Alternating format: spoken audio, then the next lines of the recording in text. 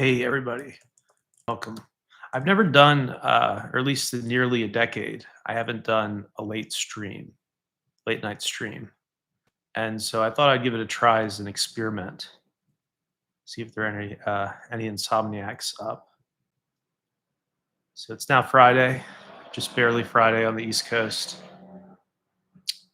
And as an experiment, I just want to see if there are way more viewers in the evening. Because I usually do these things around lunchtime when I do them, or early afternoon, which is a time when a lot of people are at work or at school.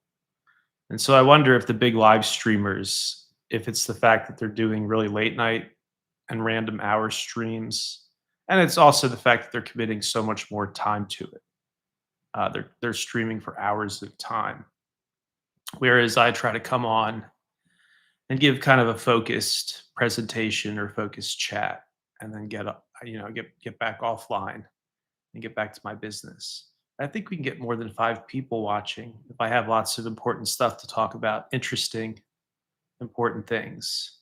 The bit, the gold, the president, the Middle East. Welcome, everybody. Hey, good evening. Or good middle of the night. Yeah, I'm totally curious to see how this compares to the middle of the day. And I actually just told a couple of my friends so that there won't be any, confusion. I plan on leaving. Plan on leaving here for the next, I don't know, maybe a month or two, maybe 6 months. I don't know. It was great getting this channel back in January, and I feel like it's been this crazy marathon to put out all the content that we wanted to put out. Now it's the middle of May, almost the middle of the year, and I feel like we put out everything we wanted to put out. And I'm not intimidated or upset at all. Not intimidated. Hey, Kai, good to see you again. So you're up late too. I'm not intimidated at all by this weird phenomenon that I'm seeing more and more on social media about me. But maybe you guys can correct the record, as it were. Maybe you guys can spam away on Twitter and Facebook, because this is where I'm seeing this repeated lie. I'm not sure what the intentionality curve is. Like, why keep repeating this same bullshit over and over again? I don't know. I don't know what people get out of it, but certainly with having my 130,000 friends here, 130,000 subscribers, I can at least put out the facts, and then some of you guys who care can, amplify my message. And my message is very simple. So there's this weird outcropping of people, happens at least once a month and takes off on social media. Whatever happened to David? Whatever happened to the Pizzagate investigator, an early crypto investor? Whatever happened to him? And so that's how these threads start. And then they get a lot of traffic. And I usually don't see them or come across them until it's already died down. But they get a firestorm of traffic, and there's always somebody with authority. They don't say, hey, I think this is what happened. But it's always someone with complete authority who I've never heard of before. So, like, not a friend, not an acquaintance, not somebody who knows me or other podcasters from that era. And again, they say with complete confidence, like it's an Encyclopedia Britannica entry, that I chose to remove myself. I chose to be removed by Joe Rogan from all of his episodes I was on, and I chose to run for money and success. What a weird construction. Why do that? And then linking me to some Rogan guest I've never heard of before. I think he must be a UFC fighter or something. Let me read some of these posts so you guys can see what I'm talking about. It's just weird because it's like, no, that's not true. I didn't run away from money and success. And they like to say David Seaman is penniless today because of his reporting on Pizzagate. He's penniless. Actually, a multimillionaire, but why do these people act like they're the authorities? Like they know me. They've never heard my streams. They've never talked to me, but somehow they know the innermost workings of my life. It's bizarre. Yeah, so here's one just 8 hours ago. I've noticed several figureheads. Oh, I'm a figurehead now. That important. Just some forgotten YouTuber. Now I'm a figurehead. I've noticed that several figureheads I followed in Trump's first term went dark for 4 years and suddenly reappeared during his second term. Luke Smith, I don't know who that is. David Seaman. Who else will come back? Is there something else going on here? Making it seem all sinister that I chose to come back. I didn't disappear the last 4 years. I've been publishing nonstop over on Substack, which nearly 4,000 of you guys are subscribed to. My Substack email newsletter. I've been doing a podcast. Podcast was from 2020 onward. So I haven't been silent at all the last 4 years. I just wasn't allowed on here until back in January when I got my channel back and began posting again. I was on 7 Rogan episodes to answer your question. But isn't that weird? Like, what's the intentionality curve here? Why do people have to massage the past and make up some bullshit that's not true at all? Like, what do people get out of that?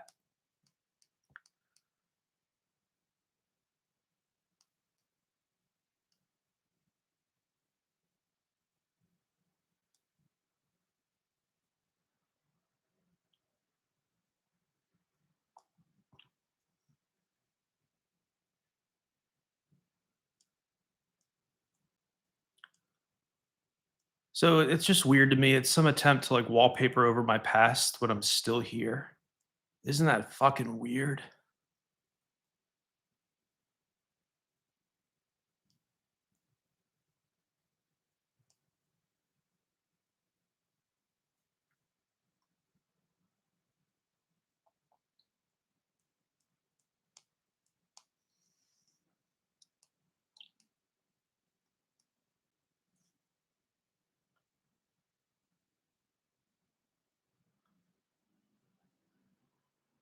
Yeah, my walk and talk live streams, my walkabouts.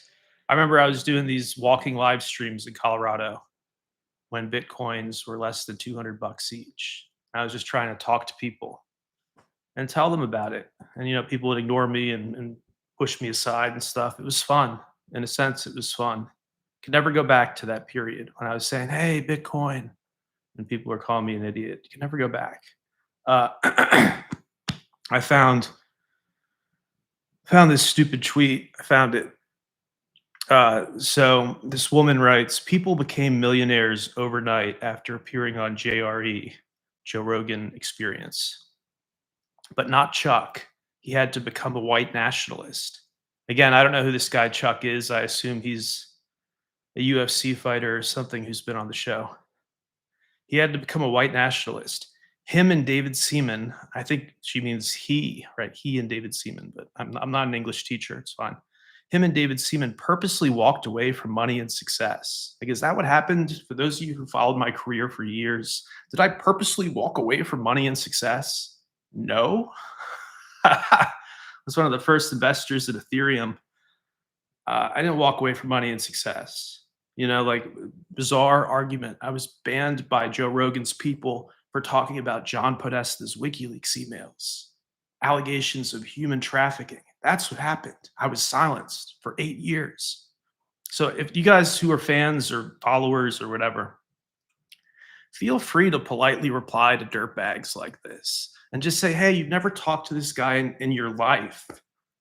What gives you the authority to say with certainty he walked away from money and success? It doesn't make any fucking sense. And I didn't walk away from either of those things. I was shut out of success. And the money, Arby's has the meats. I've got the money. A very weird argument to say I'm penniless, sort of a multimillionaire. Just shows these people are full of shit.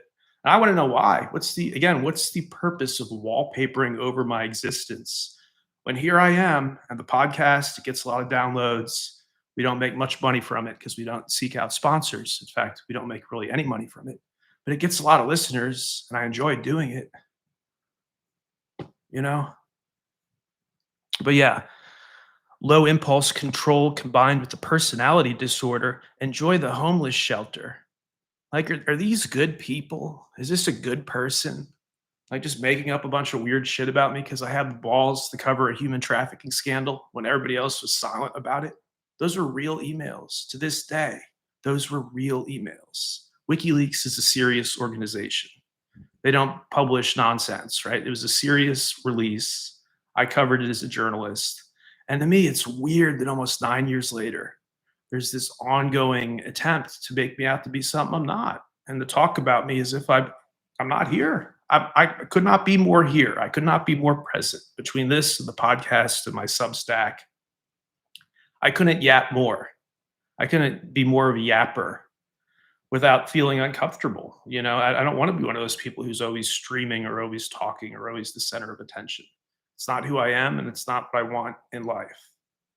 But I just don't want people lying about my past, because the past is the past. I'm happy to talk about it in an honest and objective way. Happy to discuss my own failings if that's something people are interested in.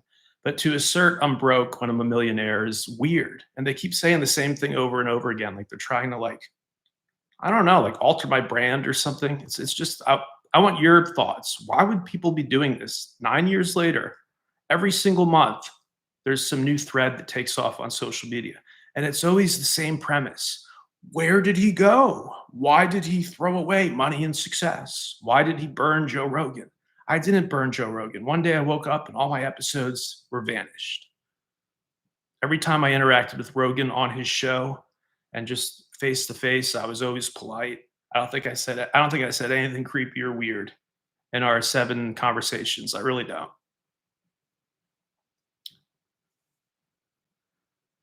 LJ says, I heard you talk about Bitcoin in 2016 around $500. Wish I could have bought it back then. Yeah, isn't that weird how time has flown? But that's who I am. I'm the person who stood by Bitcoin and later was one of the first people to work with Ethereum. And then all these human trafficking emails that were on WikiLeaks. I couldn't believe that other people were not covering it. And so I covered it. And then I lost my YouTube channel. And then I come back after 8 years. But it's not as if this is the only place where I was speaking. Again, I built up an audience on Substack, thousands of people. How can you say I disappeared for 4 years? And how do they say it with authority? Who are these people? What is their game? What's the end game, folks? I mean, not just for me, but like for all of us. Are they just going to gaslight us forever? It's just you're never going to put my episodes back up where I was talking about all this stuff that's since happened. And her other tweet, imagine being 40 and broke. It's so sad. He could have monetized that. Retard. Imagine being 40 and broke. It's so sad. Well, I'm still in my 30s. Thank you. And again, I don't think being a multimillionaire is broke. Maybe the definition has changed due to inflation and all that, but very weird, very strange. And it feels weak. Again, I told a couple of my close friends earlier tonight, I plan on traveling and taking a real quiet stance for the next couple of months, possibly. So if I disappear off of social media, don't worry. And you can even tell people, hey, I talked to Dave and he's just taking some personal time. But now I almost feel like don't take the personal time. I didn't do anything wrong. I enjoy being here. I feel like almost don't take the personal time and do a live stream every day for the next 30 or 60 days. Kind of the opposite of what these weirdos want. And answer every question that comes from an honest place. Answer every comment that seems relevant and get my audience back, Like it seems to me that that's what's being asked of me in a way. Because by silencing me and wallpapering over my fucking existence when I'm right here, there's something wrong with that.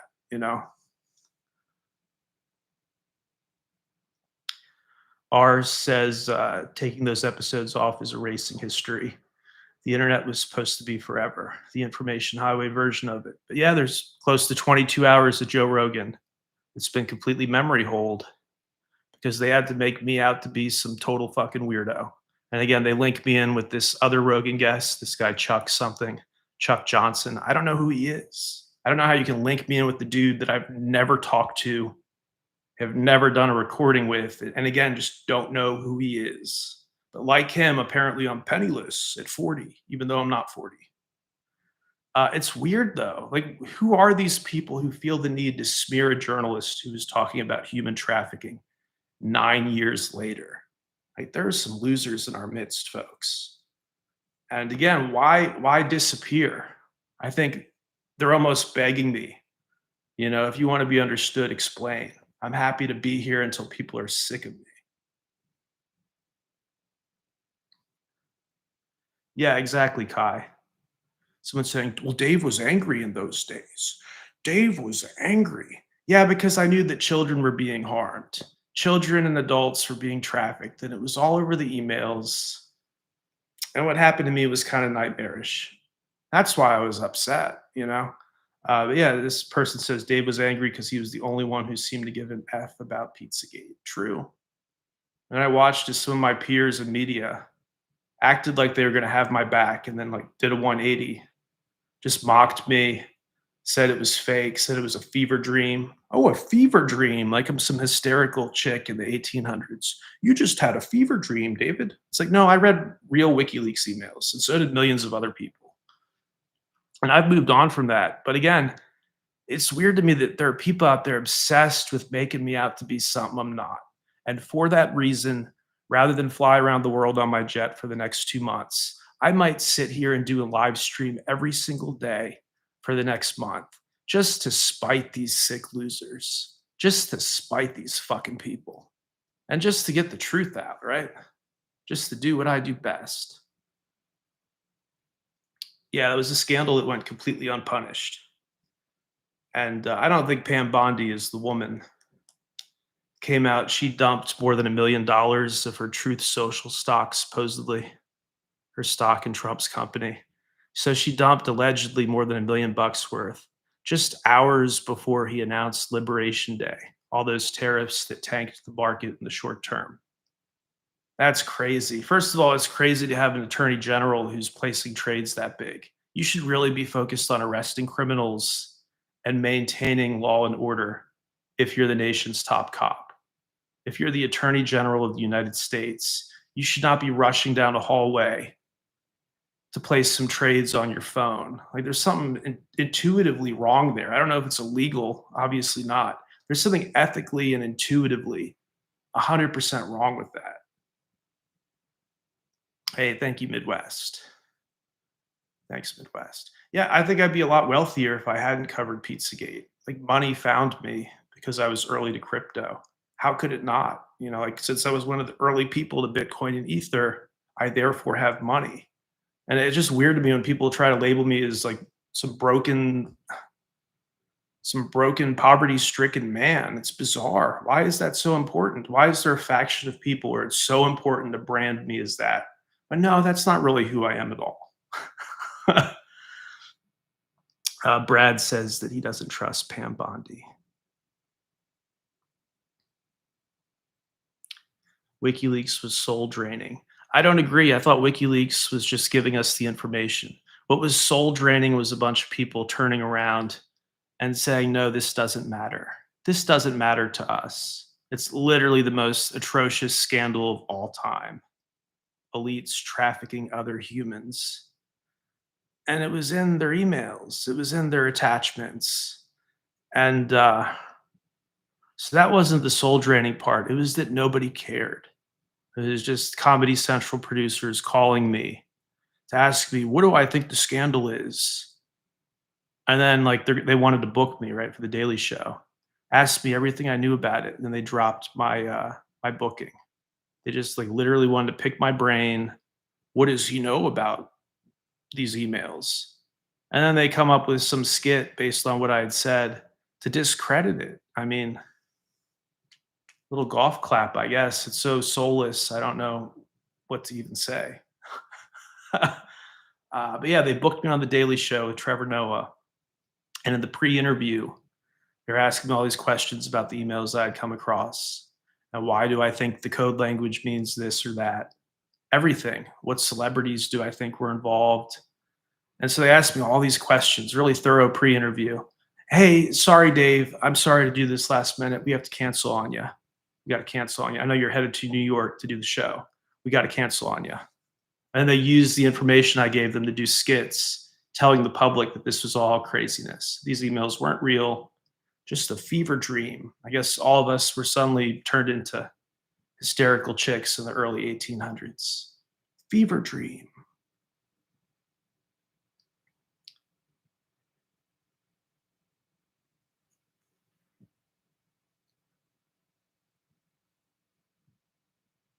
How did you handle COVID? Did you try to convince others of the scam? So I caught COVID very early on in DC.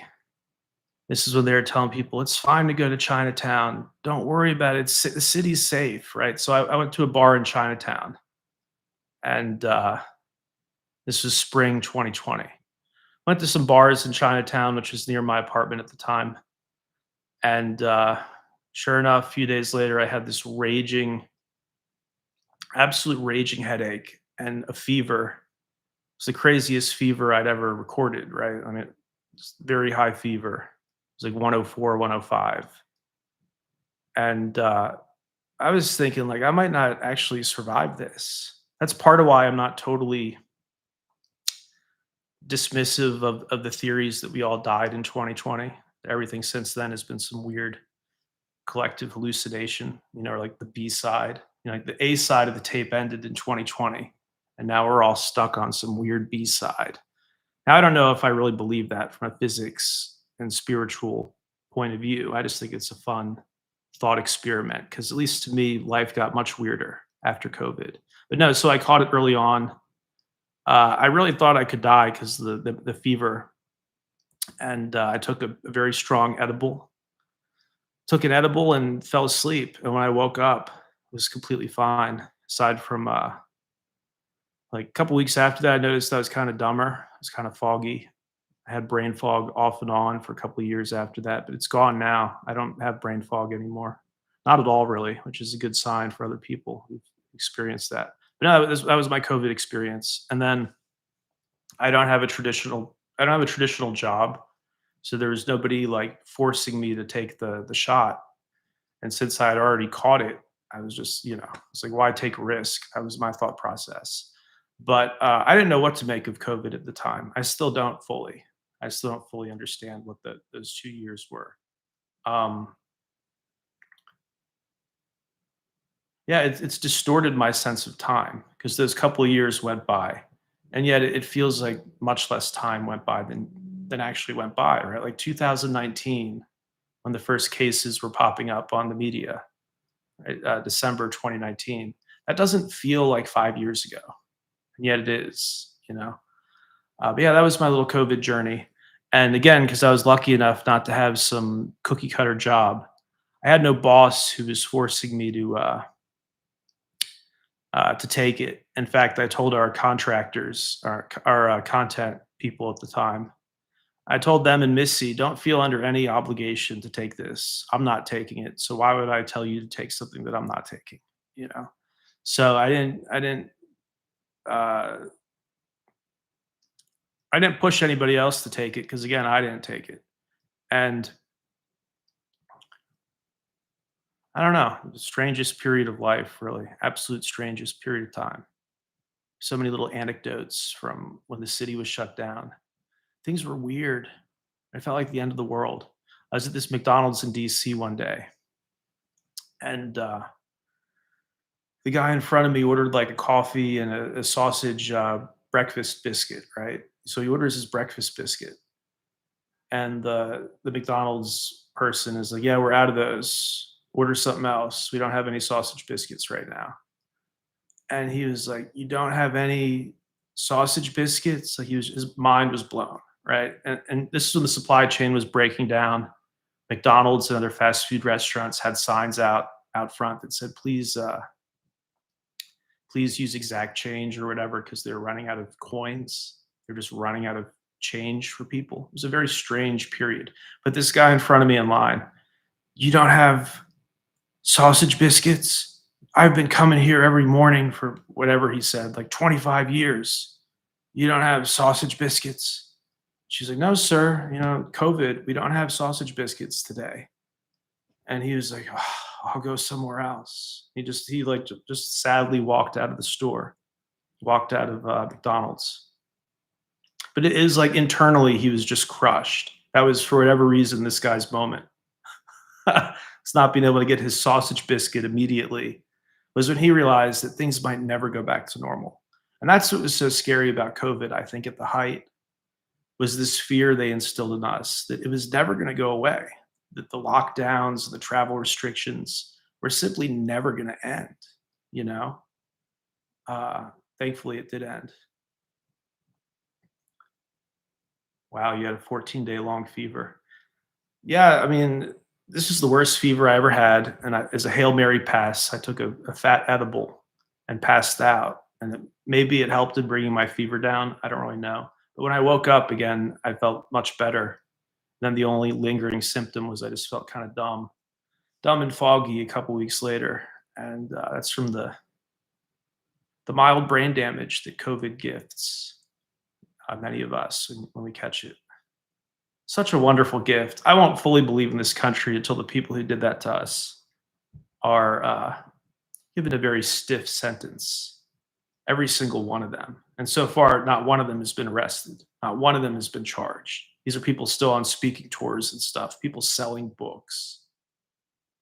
I won't believe in anything until a few of these people are rotting in prison.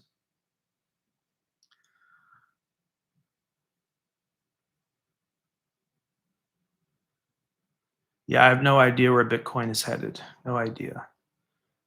This far along, I don't want to bash it because it's already come so far. We've got a president that's pro Bitcoin, and the price over $100,000 a coin, and the ETFs and the support of Wall Street. It's already come in, so I don't want to bash it. Uh, it could have many years of success ahead of it, you know.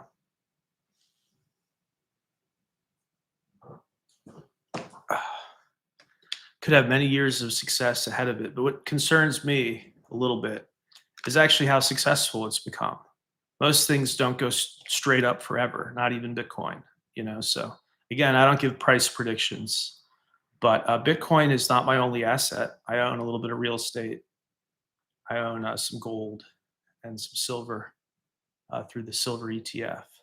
So in other words, you buy and sell the silver in your brokerage account. It's paper. I don't have like some, truck filled with silver.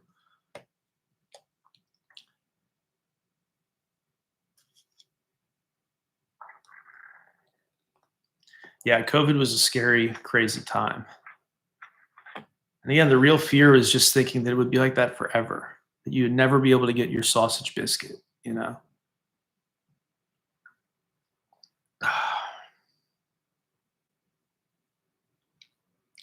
But yeah, I'm going to end this one soon. I think this is a success, though. These are good numbers for the middle of the night. Real good. So, experiment was a success. But those of you who are active on social media, just blast the airwaves. Wonder what happened to David Seaman, the Pizzagate investigator. You can even tag Joe Rogan and some of these other podcasters who had me on back in the day. Wonder whatever happened to him. He's doing quite well in his original YouTube channel. Has been back since January, and that's where he usually posts. See, that's all you got to say. That's the truth. Is actually I've been doing content on YouTube since January and elsewhere continuously since I was banned back in 2018. So this other tweet that was popular, David was one of the leaders of covering Pizzagate, and then he moved to DC and essentially sold out. Again, you guys can do your work. You guys can do me a solid and just tell people the truth. He sold out. No, actually, I was banned from YouTube 2 weeks after moving to DC. They shut me down fast. They did not want this story talked about. 2 weeks after moving to DC, they shut down my YouTube channel. And that's all she wrote. From that point on, I was struggling to get any kind of platform and to counter some of the ridiculousness. But yeah, I'm not only in Bit. I also believe in through ETF investments. I believe in gold and silver personally. I believe in diversifying a little bit. Like king forever. And that's the thesis. My assertions are maybe Bitcoin does well, so I have some Bit. Maybe gold does well. It's already done very well, so I've got some gold and silver for the same reasons. Silver is also cool because it has a lot of industrial uses, so it gets used up over time.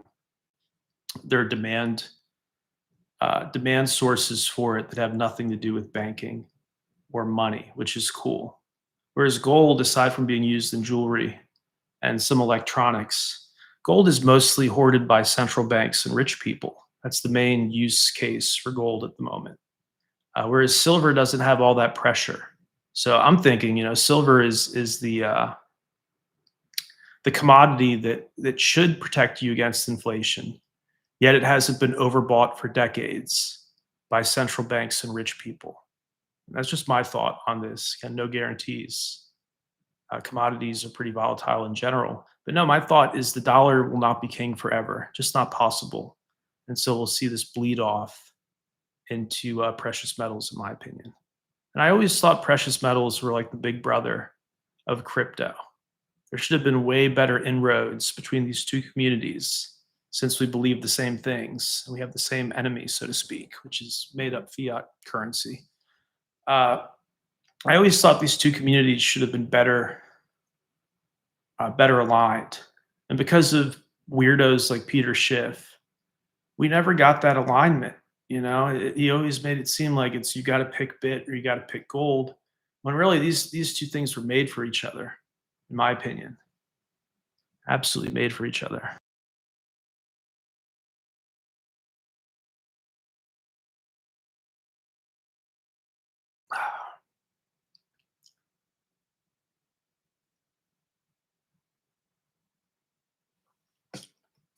What are your thoughts on flat earthers? I haven't thought about flat earthers in a while.